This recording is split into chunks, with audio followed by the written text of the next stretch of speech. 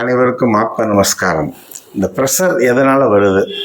நான் ப்ரெஷர் மாத்திரை சாப்பிட்டுட்ருக்கேன், இனிமேல் மாத்திரையை சாப்பிடக்கூடாது அப்படிங்கிறவங்க கவனியம்.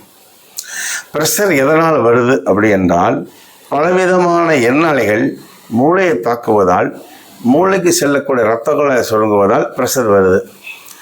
அதிகமாக சிக்கன் மட்டன் சாப்பிட்றனால ப்ரெஷர் வரும், முட்டை சாப்பிட்றனால ப்ரெஷர் வரும், பால் சம்மந்தப்பட்ட பொருள்கள், பால் பேடா, பால் கோவா, இது மாதிரி பால் சம்மந்தப்பட்ட தயிரை சாப்பிட்றாங்கல்ல, அவங்களாம் ப்ரெஷர் வரும். சரிங்களா? இது இல்லாமல் நம்ம ஜாதக ரீதியாக குடும்பத்தில் பல பிரச்சனை ப்ரெஷர் வரும். இதெல்லாம் இந்த ஜாதக ரீதியாகவும் தசாபுத்தினாலும் ப்ரெஷர் வரும், எண்ணலைகளால் வரும். இந்த நம்மளுடைய ஆதி பிரணவ வாசியோக வித்தையை பயன்படுத்தி ஒரு 1/2 hour பயிற்சிக்கு அப்புறம் நீங்கள் மாத்திரை சாப்பிட வேண்டாம். உங்கள் pressure normal, low pressure, high pressure normal ஆயிரும். இந்த வித்தியை உலகத்தில் இல்லை.